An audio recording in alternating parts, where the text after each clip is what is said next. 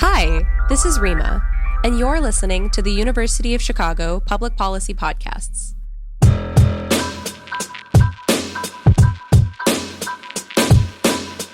You're listening to Root of Conflict, a podcast about violent conflict around the world and the people, societies, and policy issues it affects.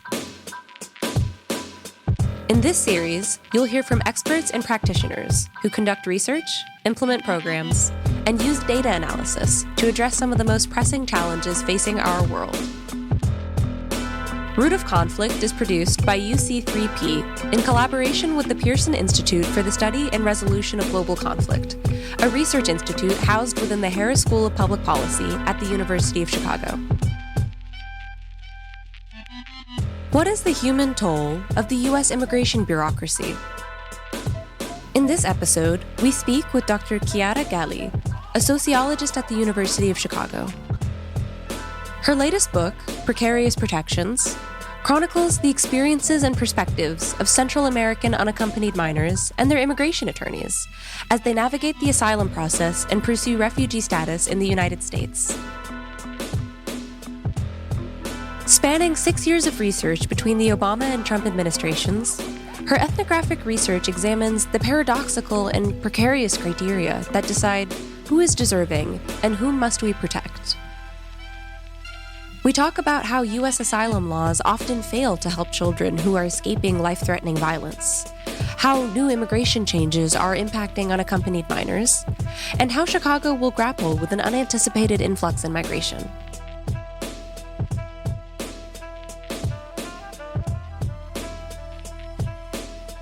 I'm Natalie Reyes. I'm a first-year MPP student at the University of Chicago, and I'm also a Pearson Fellow.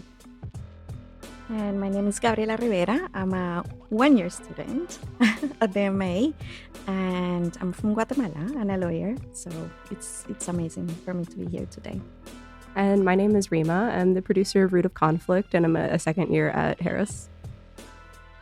My name is Chiara Galli. I'm assistant professor of comparative human development at the University of Chicago and the author of Precarious Protections, Unaccompanied Minors Seeking Asylum in the U.S. Yeah, so you joined the Chicago faculty pretty recently, right? Yeah, I just moved here, last summer. So this is my first year joining U Chicago. Yeah, it's been a great year thus far. Yeah, what brought you here as a sociologist? You're in the comparative human development department. Well, they hired me, so I was very glad to come and accept their offer. How did you first get involved in international migration studies?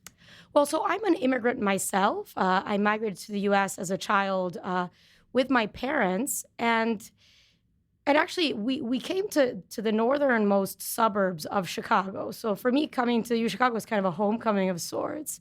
But, I spent my life kind of between suburban Illinois and Rome, Italy, where I'm originally from. So I've been interested in immigration from my personal experience for a long time. And I worked in kind of the immigration policy world in the European Union before starting grad school.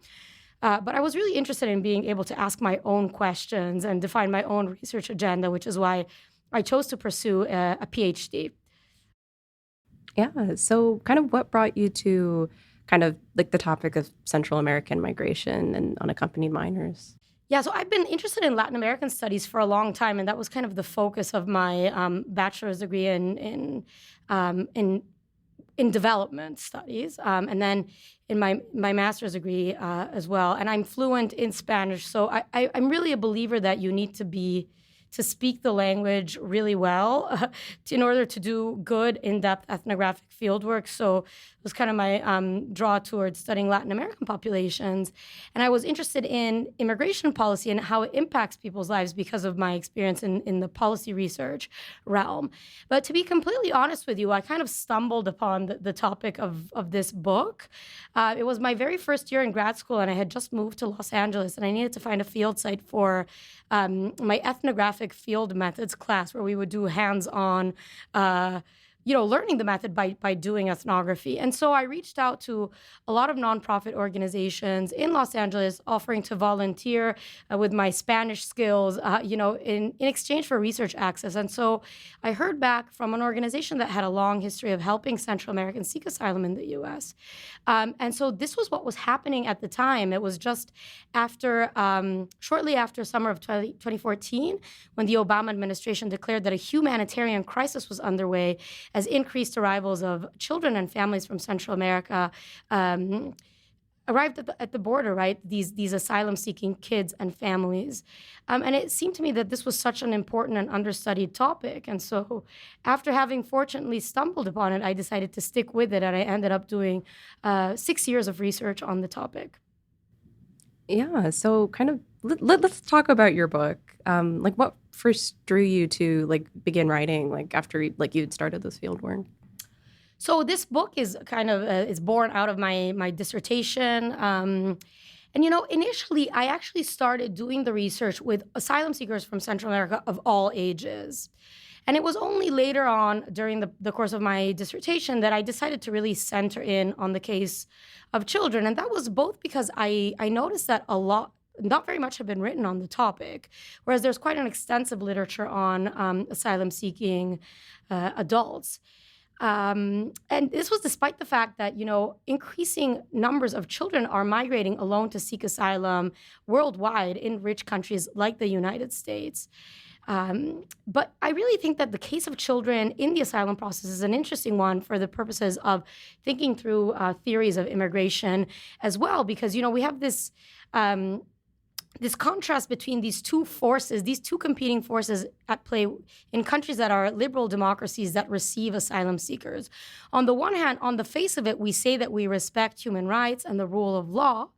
But on the other hand, very much receiving countries of immigration want to be able to control their borders, regulate immigration flow, and exclude those categories whom they see as undeserving or undesirable.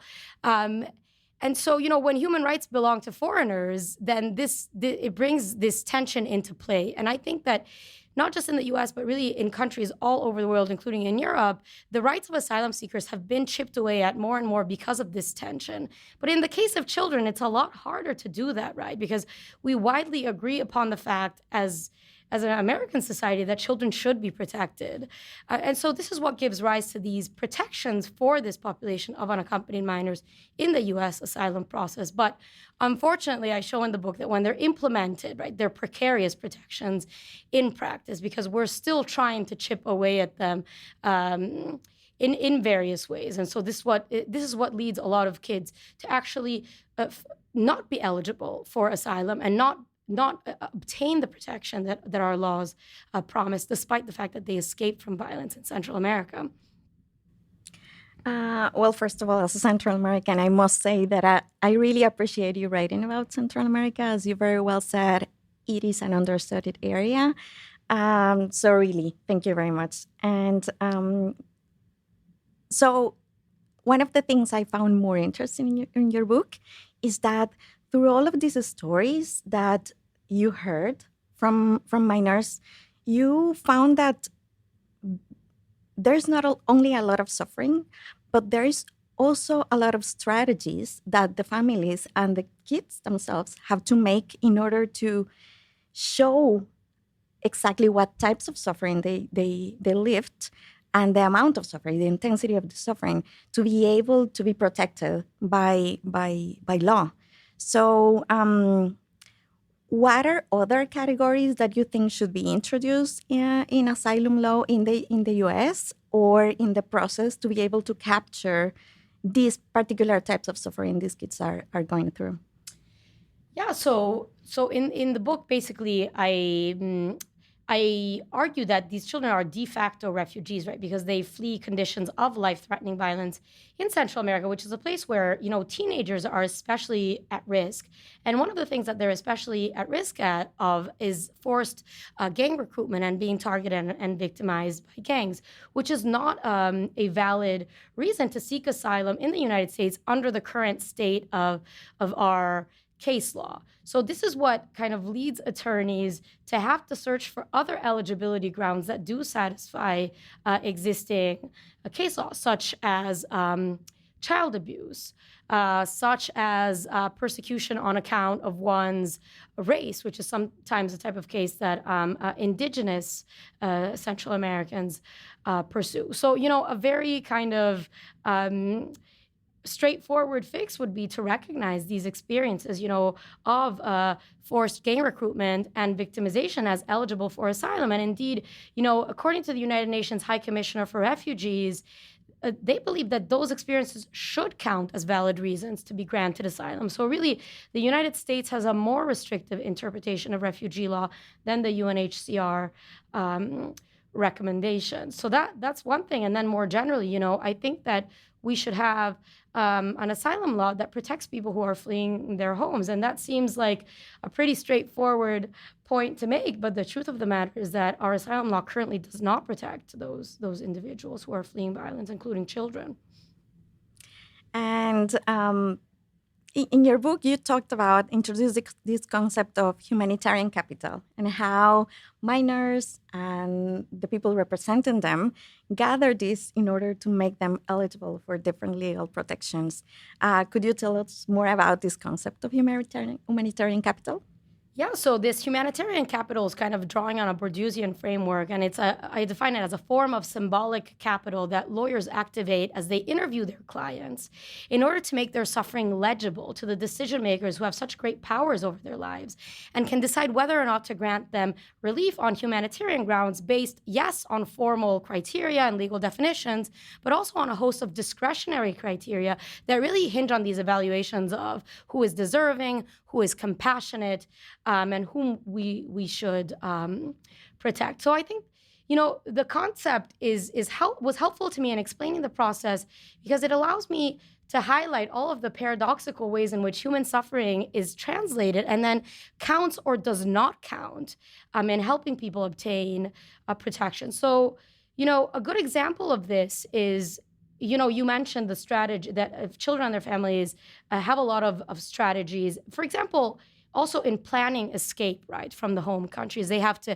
navigate and mitigate conditions of violence, and they do so in several ways. For example, by helping kids go into hiding while they accrue enough resources and savings and loans to pay smugglers to get them out alive, right? So of course, these strategies are carried out by family members who love and want to protect their children.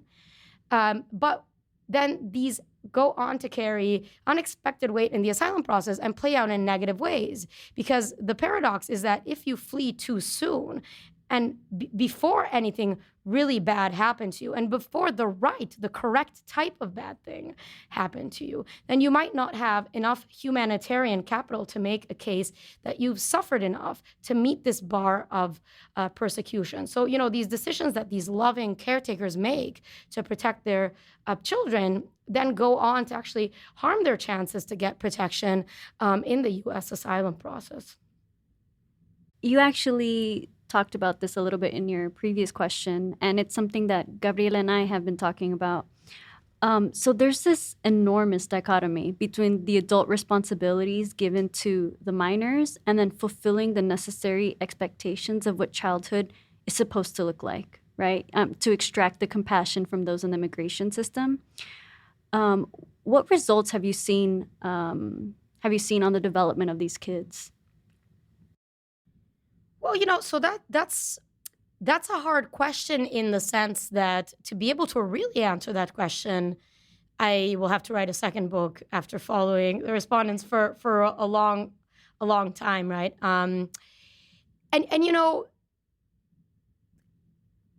Kind of the adaptation trajectories and how they lead to positive or negative outcomes in terms of the integration of immigrants is one of the key questions that interest sociologists who study immigration. So, to really answer that question, someone will have to do the research in the future. But I do identify some mechanisms that I think do give us a hint as to what the effect might be, right? So, for example, in the book, I write about this process of legal socialization, right, which is how kids learn about the law and acquire all sorts of values and attitudes about their law, their position in society, their relationship with the state, and the rights that they have or do not have. And, they undergo this process of legal socialization really quickly, because from the moment when they first step foot on U.S. soil, they're channeled through this complex bureaucratic maze. They interact with all of these actors from, Border Patrol officers in holding facilities at the border, Office of Refugee Resettlement, so-called shelters, which are detention facilities. They go to court, they interact with immigration judges, with asylum officers, they interact with their immigration attorneys. They're integrated into migrant communities. So all of these adults who are surrounding these kids are sending them different messages about what it means to be a newcomer in this society, what it means to be an asylum seeker, and how they should behave if they want to have a good chance of being able to stay. So this is where all of these kind of infantilizing messages and these contradictory messages come into play, right? So, kids are told to behave in an innocent way, to not demonstrate adult-like desires or aspirations. They're told to be very compliant and well-behaved. And attorneys also tell them about their rights that they have because they are a protected category in the U.S. But what I found, unfortunately, is that kids retain much more the information that they received about how to be well-behaved, how to be good kids, and they retain far less information about their rights as a protective category. And so I think that this really shows that, undergoing this asylum system is a disempowering process, right? It's not a process that will produce a lot of activists or a lot of people who will want to change American society, right? Rather, it's going to produce people who will be very afraid of being deported, very fearful, who will know that they have to be exceptional and exceptionally compelling to win asylum, right? And also unlike people like them. So, right, it also creates kind of these discourses of distancing from other individuals in communities, right? And kids reproduce these discourses of like, I'm not like those other bad immigrants, or I'm not like those other bogus refugees. So, in this sense, I think that this kind of foreshadows some of the things that we might expect about this population and their long-term trajectories in the United States. So this actually brings me to my next question.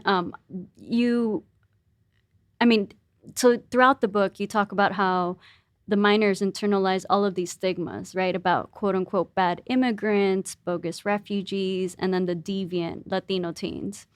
And they learn to perform their deservingness in contrast to these identities. So how do you see this mental narrative influence how they then interact with other groups once released? So this is also a tricky question. I guess, so something I had wanted to do for the study that I wasn't able to do was actually, because of course one can never do everything, right? When writing a book. But I really wanted to embed myself more in the communities of these children and their everyday lives. And I would have very much liked to be present during their peer-to-peer interactions. So that just didn't end up being feasible.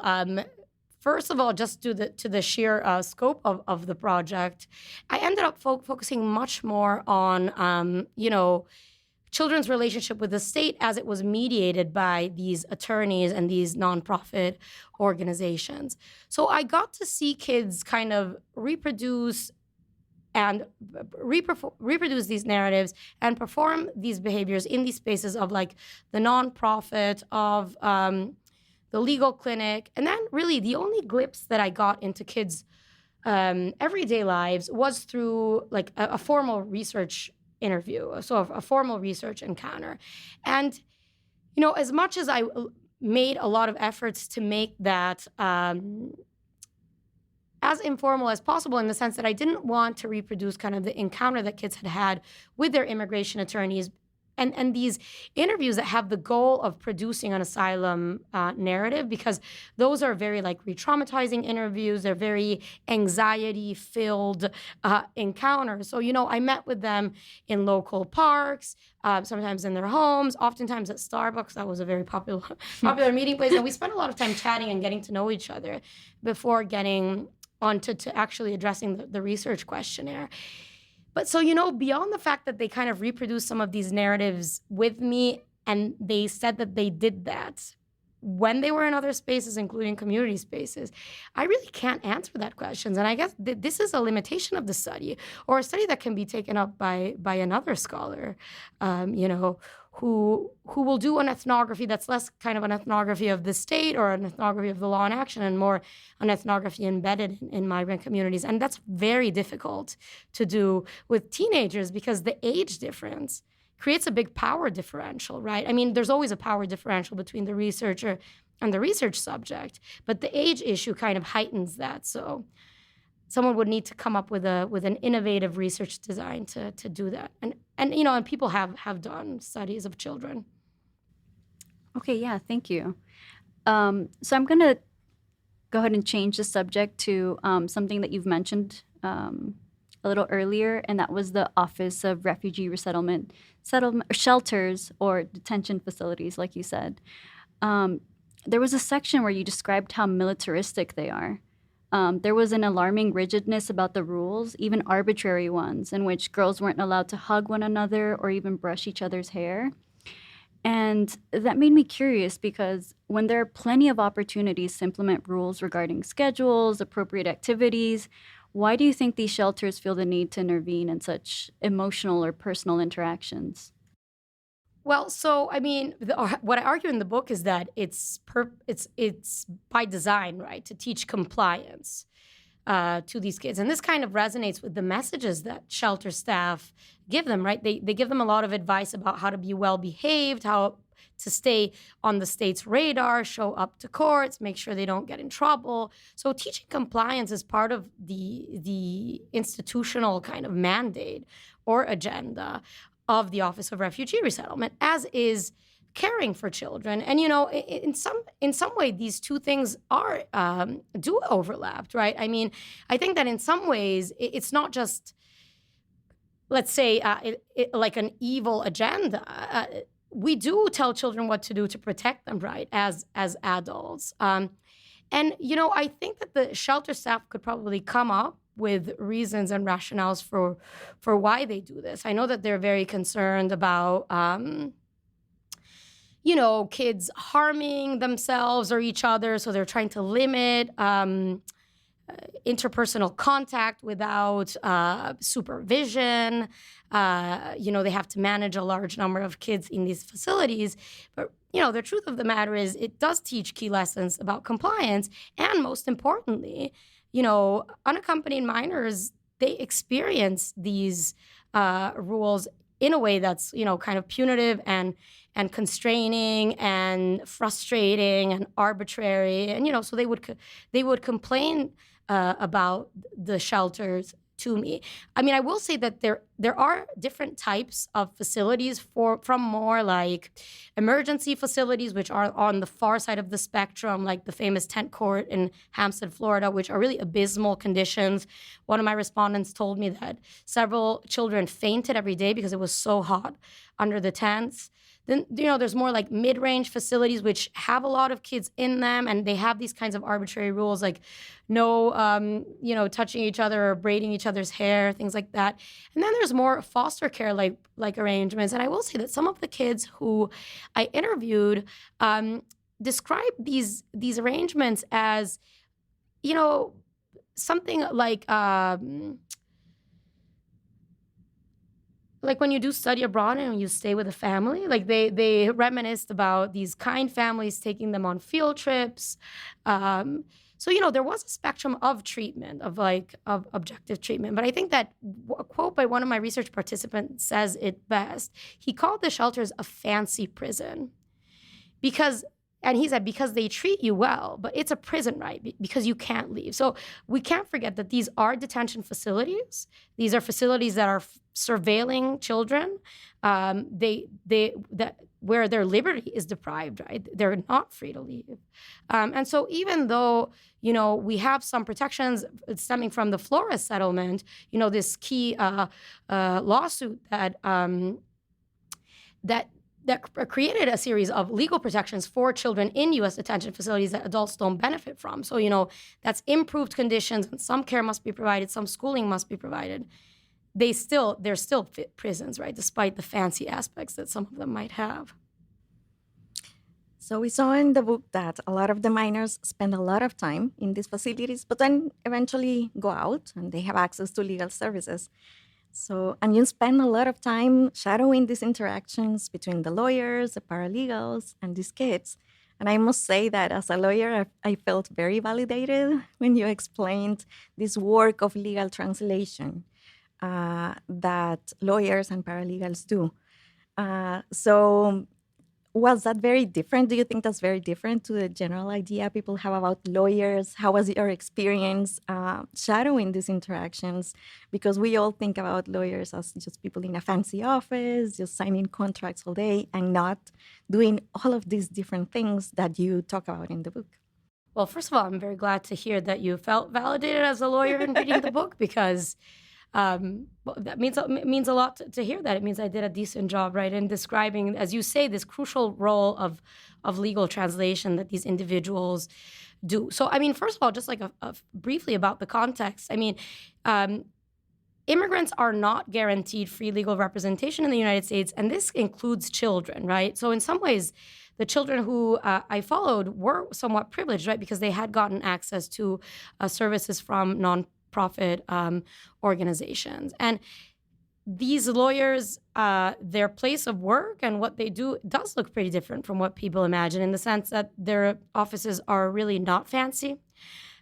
These nonprofits are very, they're strapped for resources. They're working with very limited resources and trying to represent as many kids as they can with a lot of resource constraints. So in the organizations where I did my work, lawyers could represent as many as 70 or 80 cases of kids at the same time. So it's very difficult work.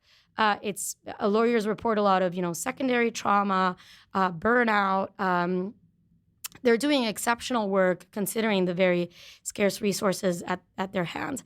But and I think that there's another way in which the legal translation work that these lawyers do is fundamentally misunderstood by the general public. And that's, so President Donald Trump called asylum lawyering a big fat con job. And he said lawyers sell asylum seekers stories. So I think that this is a widely held misconception that, is widely held misconception among the American public and also in other countries. But it's not at all true that lawyers sell their clients' stories. Rather, what they do is they try to ascertain which facts in their clients' narratives of escape fit with our existing interpretation of refugee law, which is an exceptionally narrow definition, which doesn't guarantee that if you escape from life-threatening violence, you are going to qualify. And they don't make anything up. They just ask questions until they can find, some detail that fits. So, for example, when a child fled forced gang recruitment, that is not an eligible experience for asylum. But if that child also suffered severe child abuse at home, then that is an eligible experience. And so they'll focus the legal narrative on that. So it's their job to teach kids what asylum eligibility is, so they can volunteer relevant facts about their experiences, and then to make these experiences eligible. And that's what's central to their legal translation role. And sometimes, all they can do is tell their clients, I'm sorry, you don't qualify. And that's that. Yeah, that was very interesting to read when you highlight that the reason why they end up applying for asylum or for any kind of legal protection is often not the exact reason why they left their countries. And as I read it, it seems like it's a very surprising moment for a lot of these kids to realize that their reasons are not necessarily the useful ones. How did you see this moment of surprise? Because sometimes culturally, a lot of the things that are considered serious harms against a young person here are culturally acceptable in Central America, or at least in the context where these kids lived. So how did you see that process of realizing, well, maybe my whole life made me eligible for one of these protections and I didn't even know it.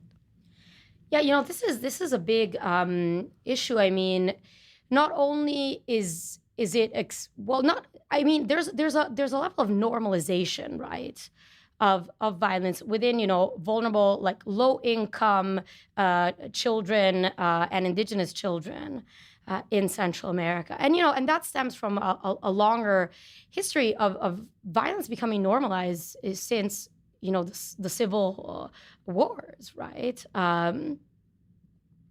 And so a lot of the things that may seem commonplace to these children, they wouldn't even think to disclose them, right? So something that's child specific is the example of child abuse. So some form of corporal punishment may seem,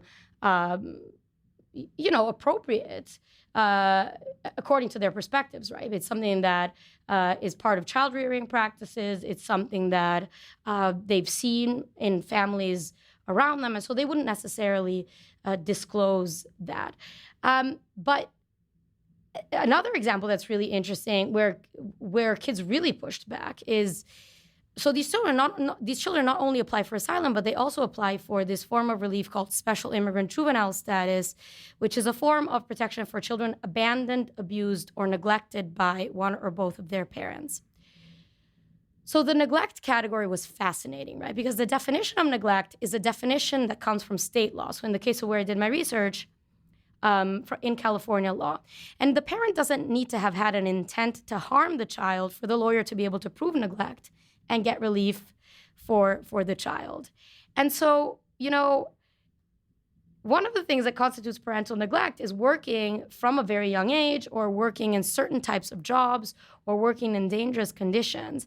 And so that was extremely perplexing to kids. And attorneys would ask them things like, they would ask them things like, how young were you when you started working? What kind of work did you do? And they would never portray this as something that they didn't want to do, something that they were forced to do. For boys in particular, it was, a source of pride to be able to enter the labor market, to support their families. It was something that they wanted to do, and they found satisfaction in these jobs, even sometimes in very exploitative or intense jobs that they did in their home countries. And, attorneys would ask them things like, did you enjoy work? And they would say, yes, I did enjoy work. And no one forced me to work. So that was a real moment kind of major dissonance, right, between children's subjective understandings of their lives and these narrow legal categories. And then, attorneys would make a big effort to try to tell kids, it doesn't matter that you didn't feel this way, but for the purposes of your eligibility and being allowed to stay, you still qualify under U.S. law. But there was a lot of perplexity that you could read with body language. There was a lot of pushback, too. Kids didn't want to speak ill of their caretakers. They had complex relationships, even with abusive family members. There was love and abuse in families happening at the same time, oftentimes, right? And then finally, kids had a lot of trouble, and this comes back to, for asylum eligibility.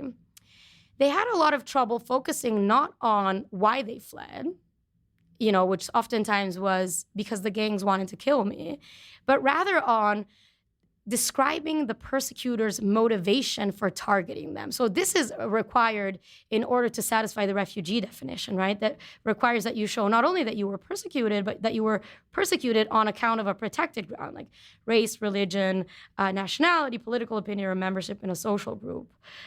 So that's where the describing the why of the persecution is really important. And that's just not something that makes a lot of common sense to a person of any age, but even less so to a young person. Do you think these categories are so narrow, or there is an element of the historical bias against Central American migrants? What keeps these legal categories so narrow that a lot of these experiences can't fit? Yes, absolutely. This is crucial. So, we have a long history of denying asylum to Central Americans in the United States. Since the 1980s, when especially Guatemalans and Salvadorans were fleeing these right-wing regimes that were being supported by U.S. funding. In the Cold War era, it was a very deliberate denial of asylum to Central Americans. Only about 2% were granted asylum at the time. And this was in the context of the geopolitics of the Cold War era, where you would deny asylum to people fleeing your allied countries and grant it to those fleeing enemy regimes, such as the Soviet Union, such as Cuba. And things have changed somewhat since then, and they've changed thanks to the legal advocacy that's been done since, trying to get protection for people who are fleeing violence. So, for example, a matter of ARCG was a case law that was the result of 20 years worth of advocacy to protect women fleeing domestic violence. And, there were cases of women, Central American and Mexican women, that contributed to this case law. So while the current context isn't as restrictive, the grant rates are higher. The fact that the refugee definition isn't expanding is absolutely a product of that longer history.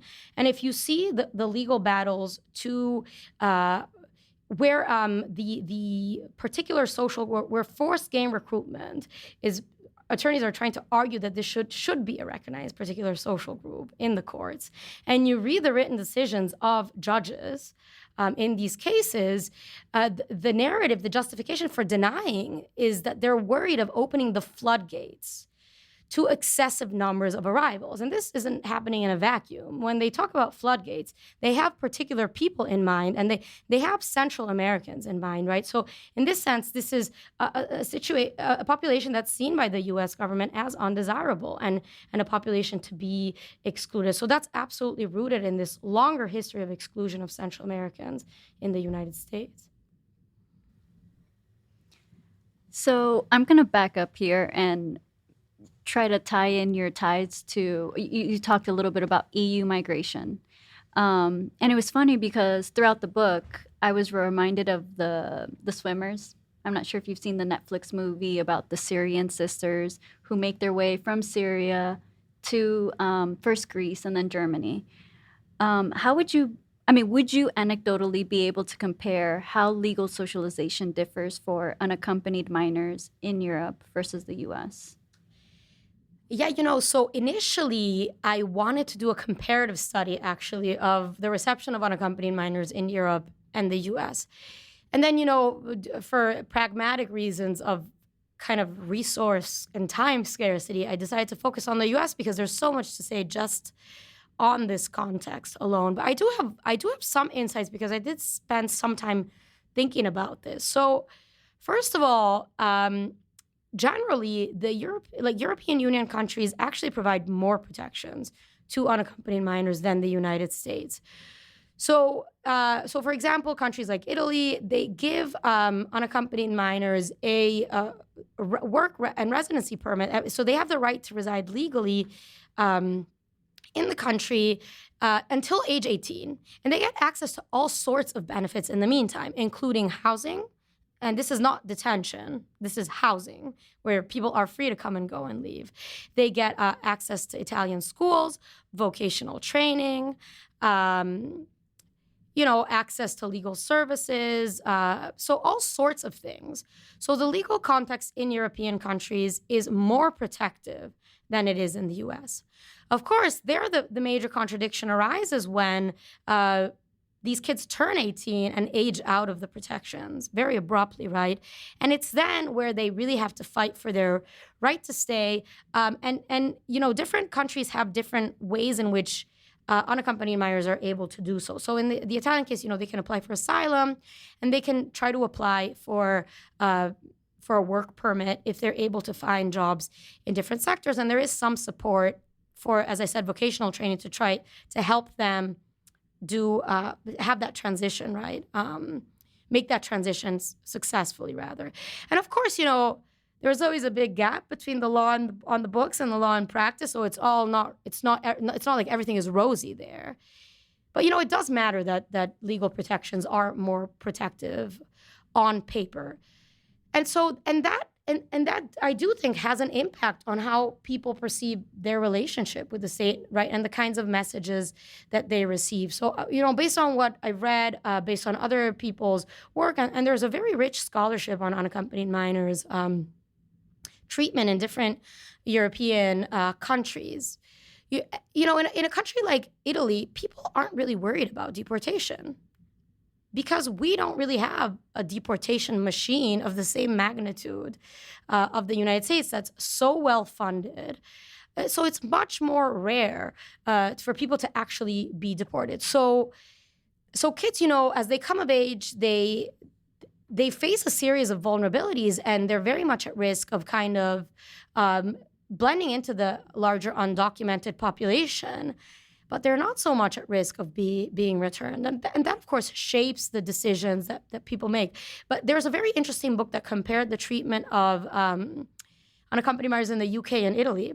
And what they found, because since the UK does carry out deportations of minors who come of age, what they found is that some of these kids who come of age as unaccompanied minors in the UK, they turn 17 and a half, 18, they then migrate to Italy to avoid deportation. So, migrants learn about the law and they strategize, right? They make decisions for their life, their life course trajectories, and in order to work around, right, these laws that really constrain the choices that they have at their disposal, and that they learn about in imperfect ways. So there's never 100% transparency and knowledge of the law, right, which is what I talk about in my book. That's also very much true in the European context. But migrants learn what they can about the law, and then they make decisions accordingly. We're hoping to kind of talk a little more about current border policy and how that's impacting unaccompanied minors. We've all been hearing about kind of the expiration for Title 42, which is happening tomorrow, May 11th. Could you tell us a little about what is Title 42? Who does it apply to, and how has it impacted unaccompanied minors?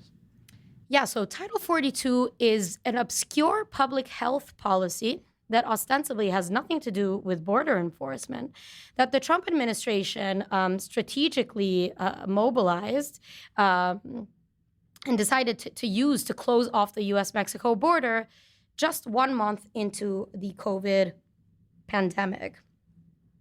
And what was interesting about the use of Title 42 is that the Trump administration had experimented with all sorts of new policies to curtail the rights of protected groups, including asylum seekers and unaccompanied minors. But really, in terms of being able to access the border, unaccompanied minors had been spared from the worst of these attacks.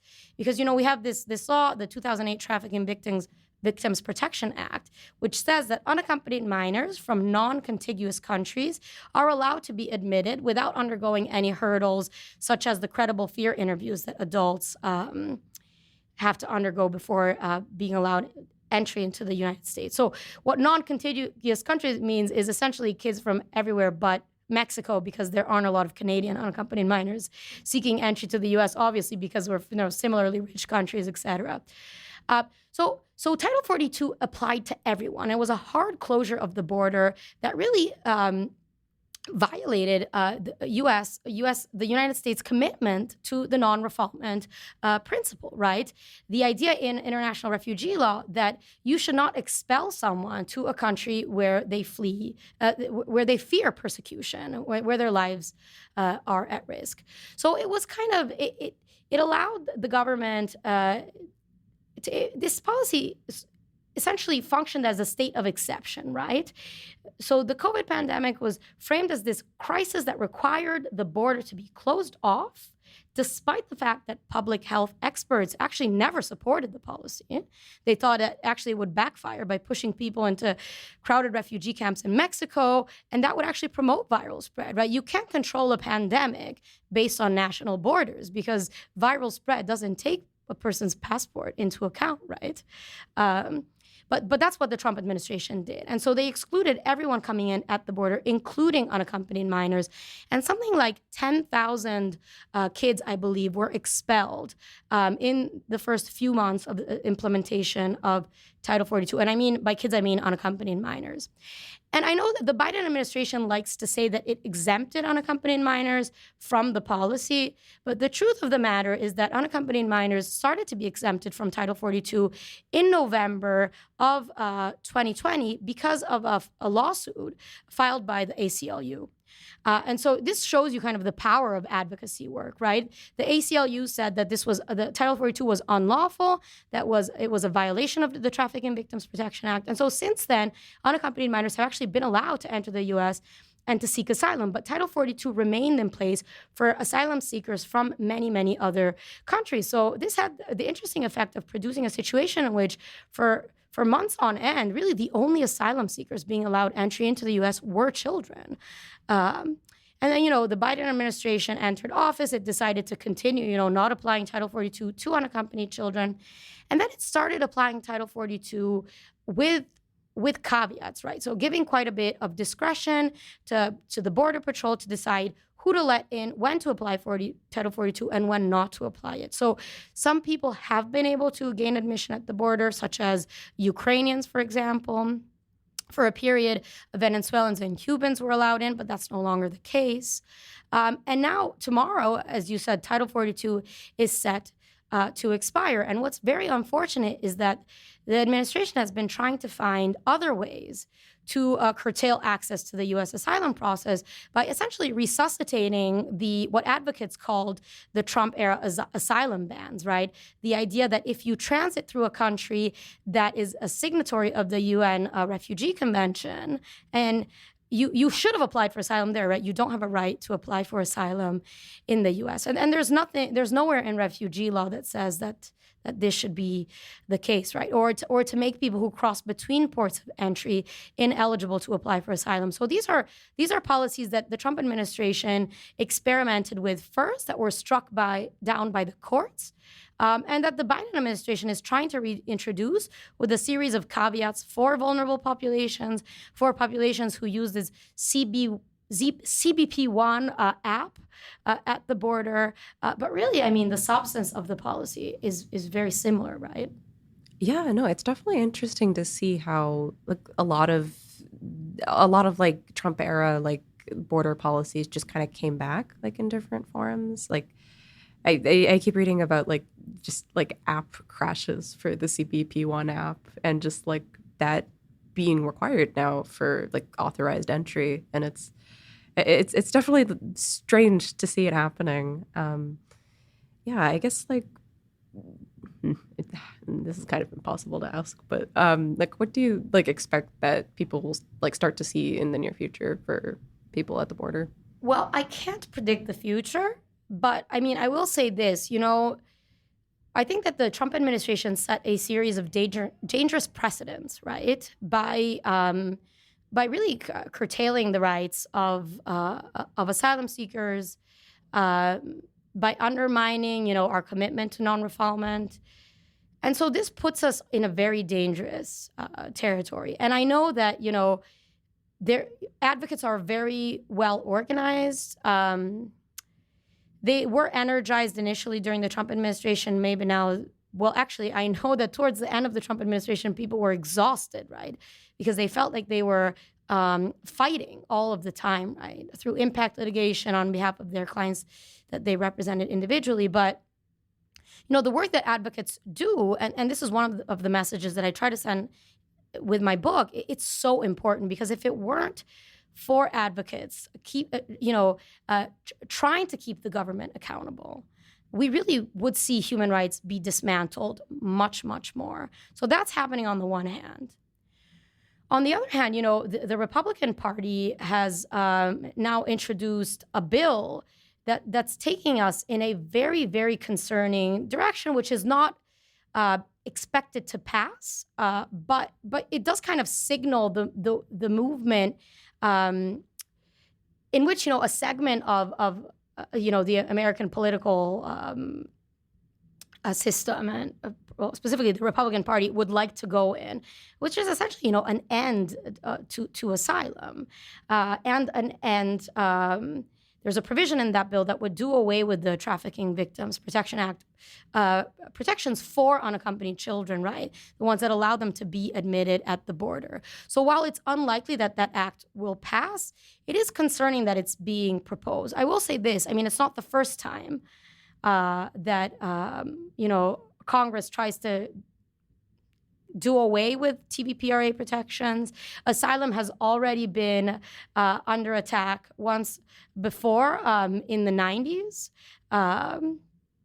when there were debates leading up to the illegal immigration reform and IRIRA, a series of restrictive policies that were introduced in the 90s to limit access to asylum. So, and this is what I think is so interesting. This is what I was so interested about, and the reason that I wrote this book, to see the interaction between these protective and exclusionary forces. This is not new. Like, this is kind of a constant in the U.S. immigration system, but just how that will play out in the years to come is quite concerning, because each time you set a precedent undermining human rights, it becomes that much easier for future administrations to do this. So I've purposefully not made any concrete predictions because I don't have a crystal ball, but we'll all be following the news very closely, right, in these upcoming weeks to see what actually happens. But it's not a time to take a vacation from advocacy work, that's for sure. So you were talking about all of these different types of barriers that the U.S. puts on immigrants. Some are physical borders, some are legal barriers to try to deter people from coming. And they have changed in time and increased. But also, in the time period that you tracked in your book, the amount of unaccompanied minors coming into the U.S. has also increased steadily and sharply. So what do you think this means? What it represents that all of these different measures seem to be failing, right? Because the amount of children that are coming to the U.S. is not decreasing. All of these deterrence policies are not being reflected in the amount of children that are coming. So are they failing? What is it that policymakers in the U.S. are not seeing? Well, in some ways, a lot of our policies are actually producing more unaccompanied minors, right? Because when you have a system in place at the border where it's easier to gain admission as an unaccompanied minor than it is for an entire family who's traveling with their kids, that this leads families to make really difficult decisions sometimes to send their children to the border alone to save their lives, right? And they do this because they have no other option. Like, these aren't easy decisions. These aren't decisions that families want to make, but we're really tying their hands, right? With our policies. So, for example, when the Trump administration introduced the migrant protection protocols, forcing asylum seekers to apply from tent courts in Mexico, and unaccompanied minors weren't subject to that policy, asylum-seeking families found themselves in a situation of real danger, right? And being stuck in transit is very dangerous. There's been reports by Human Rights Watch, Human Rights First, of a lot of kidnappings, rape, extortion, deaths happening in Mexico to Central Americans who are extraordinarily vulnerable. So, of course, families would send their kids alone to the United States. So that's part of it. Another part of it is the fact that, the border was closed for a long time due to Title 42. People were traveling less because of COVID. And so now we're kind of seeing a backlog, too, of people who, including children, who want to seek refuge and a better life in the United States. And there's also some interesting research that shows that when you have increased rates of violence in sending communities, in specific sending communities, this creates a spike in out-migration. But then that out-migration stream balloons over time. So there's a snowball effect.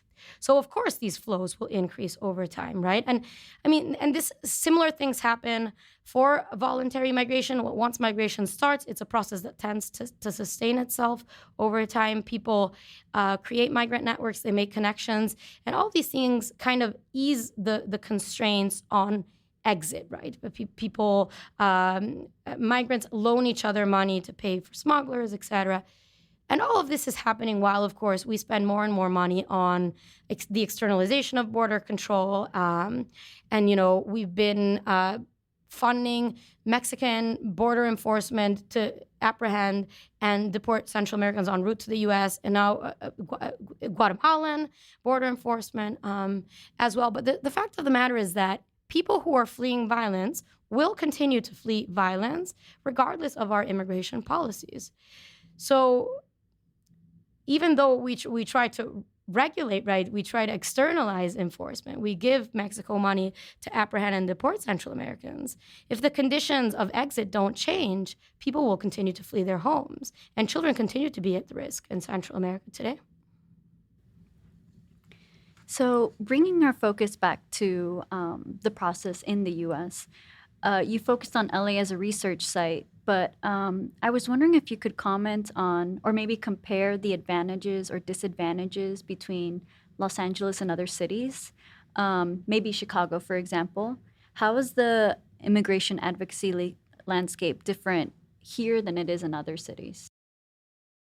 Well, so, in many ways, Los Angeles was a best case scenario to study this phenomenon. So I think it's telling that I tell a relatively bleak story in the book about, our protections and our humanitarian laws failing to protect many children when they're implemented in practice. But I also do tell a somewhat optimistic story about the power of legal advocacy, right? To help kids who would otherwise not have a chance of getting asylum, and to stop the government from implementing policies that chip away at established protections and human rights. And I think I was able to observe that because, as I said, LA is in many ways a best case scenario, and that's for several reasons. First of all, it's a sanctuary city in an immigrant-friendly state. So, people aren't afraid to go to engage with the court system, to seek out legal representation. The state and the city funded nonprofits providing legal services to immigrants, but particularly so providing legal services to unaccompanied minors. So there was enough funding that there was actually an organizational landscape, right, that could provide legal services for these kids. It wasn't enough to go around. Not everyone was represented. But there was far more legal representation, access to legal representation than, for example, in a rural area or in an anti-immigrant, state. I have a new project where we're comparing state-level representation rates, and we're seeing that in Republican states, unaccompanied minors' access to legal representation is much lower than it is in states like California. LA also has a long history of immigration advocacy, immigrant rights organizing, and this long history of the sanctuary movement, right? The movement that helped Central Americans who were fleeing violence in the 1980s. So all of that legal infrastructure kind of dates back to that movement, to this longer history. And so these advocates know what they're doing. They have a lot of expertise to deal with this population. Many of them are second-generation immigrants, Latinos, the children of Central American asylum seekers in some cases. And so, and who selected into this profession because of their social justice motivations to give back to their community. So they have the linguistic skills necessary to do this work. They have the cultural competencies necessary to do this work. So you can imagine that, in a rural area, an immigration attorney who doesn't speak Spanish, who's representing their first Central American cases would have a lot more trouble, right? It probably wouldn't be such high quality representation. So I think, It's interesting that this is the kind of a best case scenario, and it's also, finally, I'll just say it was in some ways a best case scenario also in terms of the institutions who decide cases, because the Los Angeles Asylum Office does have a reputation for being staffed by liberal, young asylum officers, some of whom have gone to law school, or some of whom have sociology or anthropology degrees. And this is very different from other asylum offices, such as, there was a report that was recently published on the Boston Asylum Office, where virtually everyone is denied asylum because, institutional culture is important, right? Because discretion plays a big role in these decisions. Who the decision makers are really matters for whether people get protection or not. And there's always more immigrant-friendly and anti-immigrant decision makers in courts and asylum offices all over the U.S. There was just a higher concentration of individuals who wanted to grant cases using the legal protections at their disposal if they could, compared to other parts of the country, right? But all of these differences, I think, create a lot of interesting research opportunities for people who want to do, the next ethnography on, unaccompanied minors' experiences. I think there's really interesting comparative work to be done, taking into account, particularly, I think, rural urban comparisons, or comparisons of different cities, right? Cities where there's fewer migrant networks, where there isn't a strong community of Central Americans, right? Like the one that exists in cities like LA, like Washington, D.C., that all have really strong, for example, Salvadoran immigrant communities. So Chicago has seen a pretty big increase in migration, partly because Texas Governor Abbott is busing migrants here. And I think generally, like, city officials, like the departments, seem kind of unprepared. People kind of comment a lot that there's not the same infrastructure here as in other cities for kind of housing migrants and delivering services. I guess what does Chicago have to do to adapt to this?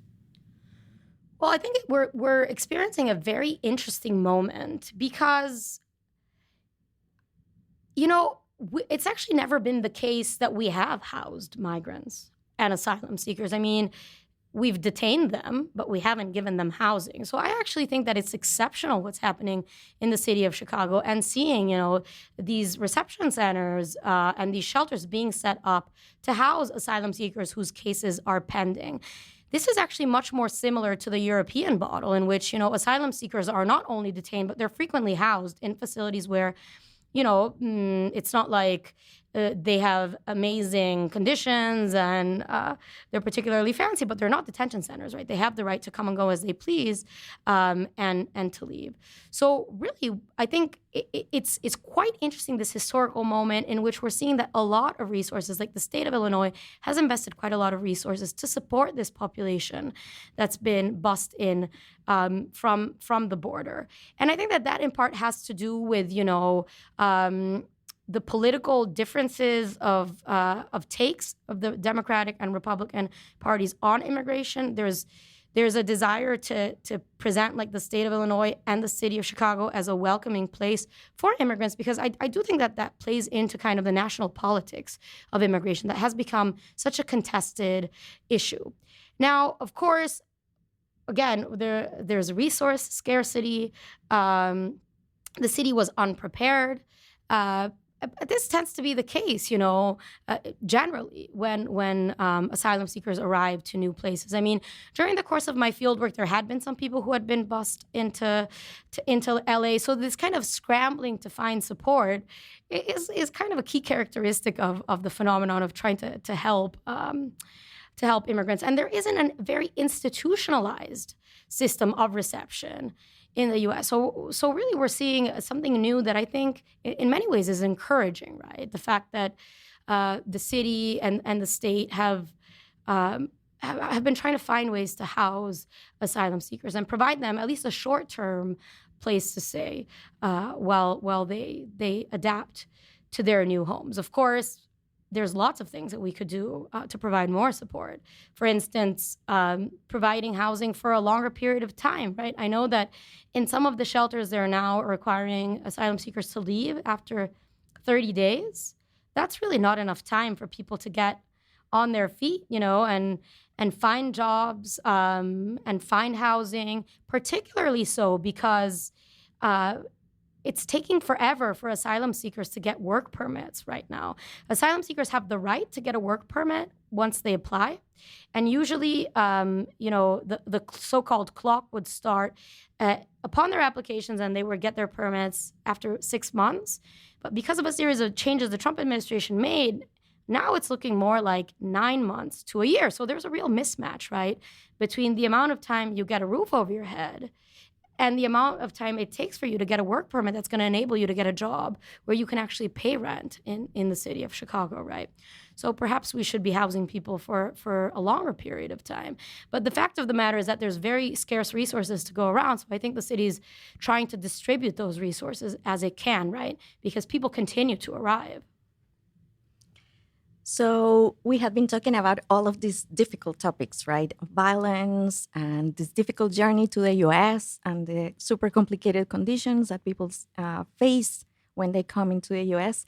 But what I think makes your research so fascinating is the fact that you decided to focus in this group of people that are going through this intense period of their lives. Most of them are teenagers, right? So how was it to work with teenagers going through these very complicated period in their lives and going through all of these incredible changes at the same time? Yeah, I think that teenagers are a fascinating group, right? Because they're in, not only were they in a state of legal limbo between the potential promise of protected refugee status and, the risk of being denied asylum and potentially becoming undocumented or being deported back to their home countries. But they were also in a liminally social position in the life course, right? Teenagers are kind of in a hybrid state between childhood and adulthood. And so, they're a very interesting group of people to work with, and they exhibit, inherently both kind of what we think of as childlike dependent traits and adult-like traits of wanting independence, of seeking independence. I mean, of course, disadvantaged, poor indigenous kids tend to grow up much more quickly in El Salvador, Guatemala, and Honduras than teenagers do in the U.S., where they're much more sheltered. And of course, I mean, there's a racial dynamic to this, there's a class dynamic to this. But white middle-class kids are especially sheltered in the U.S., right? Less so for working class minority kids. But in Central America, kids do tend to grow up more quickly than they do in the U.S., which is why they feel infantilized, right, by this need to show their childlike innocence, etc. But in some ways, they also do retain some childlike traits. So, for example, a lot of my research participants were hoping that they would be supported by their family members when they got here. Some of them actually wanted to stay in school and continue to pursue their education, and they were quite disappointed when they realized that, the family members, sometimes aunts and uncles who they didn't really know well, they hadn't had a lot of contact with prior to migration. These individuals had promised, you can leave ORR and I'll help you finish school and, you can live with me. And then they found out that actually they would have to work to support themselves because, their aunts and uncles were supporting their own kids in Guatemala, so they couldn't afford to have them, continue in this childlike dependent role of being in school and then, continuing on to get their education in college. So they felt betrayed, and they felt a sense of strong responsibility, a big burden on their shoulders because they had to work, provide themselves, sometimes send remittances back home, pay back debt they had incurred due to their migration. So all of these adult-like responsibilities weighed really heavily on their shoulders. At the same time, they had all of the wonderful dreams and aspirations that teenagers have, I think teenagers are very future-oriented, right? They dream about the future. They dream about who they want to be as adults, right? What are their aspirations for the kinds of jobs they want to do, the kinds of things they want to study, the kinds of people they want to be, And so something, the kids would talk about, I have a story in the book about this Honduran girl who I call Linda, who she wants to feel like woman-like, and she wants to buy things that will make her feel sexy, essentially, right? Stiletto heels, mini skirts, and so so this nonprofit organization where I was doing research told Linda, we have these volunteers that want to give donations to kids. So what do you want? And so she made this list that had these items on it, right? The stiletto heels, the platforms, the mini skirt. Because she had just turned 18. Of course she wanted those things, right? When we're teenagers, you're trying to signal that you're adult. Like, it's part of your metamorphosis process, right? As you try to look like an adult, to behave like an adult. You have your romantic relationships, et cetera. And it was very sad because the organization, told her there's no way people are going to want to donate these items to you because you're an unaccompanied minor. You're a poor kid. They're going to want to give you things that you need, not things that you want. So I thought, it was... these teenagers are really not allowed to have the wants and desires that teenagers have as they transition to adulthood, at least not in any formal capacity. When they're trying to get, they're trying to get help, they're trying to get support, they're trying to get legal status. They have to perform the childlike state in that space. And then, of course, in their everyday lives, they very much signal the adult-like behaviors, and they're all they're very much teenagers in the sense that they dress quite fashionably when they have a little bit of money to do so. But it's a really fascinating population to work with, and they're a very inspiring group of young people. So I think that if only we did a little bit more to support them, and a lot less to make their lives impossible, right? By making it so hard for them to undergo this legal system with so few resources, they could really thrive and contribute in amazing ways to American society. So after spending so much time with unaccompanied minors and like the immigration system, how would you say that things need to change? Like if there was anything that policymakers should take from your book, like what should it be? So, well, they should read the policy recommendations that I make in the conclusion. And there's lots of things that should change, right? First of all, we need to completely rethink the immigration system in the sense that I make a case, in the conclusion that I think that protections for vulnerable categories, including unaccompanied children, should be supplemental to a basic human rights protections for all immigrants. And this is really in line with the spirit of the Convention of the Rights of the Child that says, children have human rights like all individuals, but in addition, we give them supplemental protections because they need protections due to their unique vulnerabilities, because of their stage in the life course, their position in society, their developmental needs. So I think that this should be the logic of the immigration system, and that's not what the current logic of the U.S. immigration system is, but also it's not the logic of what, the European immigration systems is, which is to kind of chip away at the basic rights of immigrants, do away with asylum protections, with access to asylum, make it harder and harder, and then create spaces of exceptions for vulnerable categories, such as children, unaccompanied minors. In the European Union, there's some exceptions for migrants who are ill, for pregnant women. But really, those protections need to be supplemental on top of what we give, basic human rights guarantees for everyone. So this is a huge systemic change that I think needs to happen in the U.S. and worldwide. And then, the asylum system needs to change. I think that we should interpret refugee law to protect people who are fleeing life-threatening violence in their homes.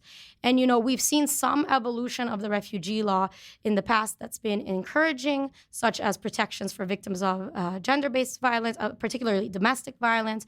And so this shows that these changes are possible, right? It is possible for the interpretation of the refugee definition to expand to better reflect the conditions that are pushing people to flee their homes today. So we need to continue to do that work. And then finally, I have many, many ideas, but just to state one more, I think that we need a universal legal representation system for people who are facing deportation proceedings, right? Removal proceedings in immigration court.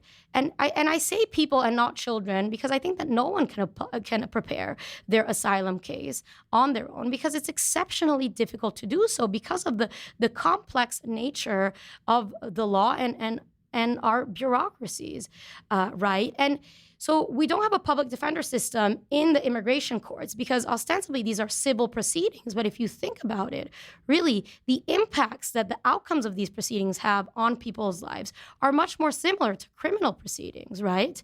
It's the deprivation of liberty. You can literally lose the right to stay in the United States and be sent back to a country where you might be facing life-threatening violence. So we should at the very least give people the resources that they need to actually fight their case in court and qualify for protections that they might very well qualify for. And because we know that the impact of legal representation is really important, right, in producing these positive outcomes in the immigration system. And there's a lot of research to back that up.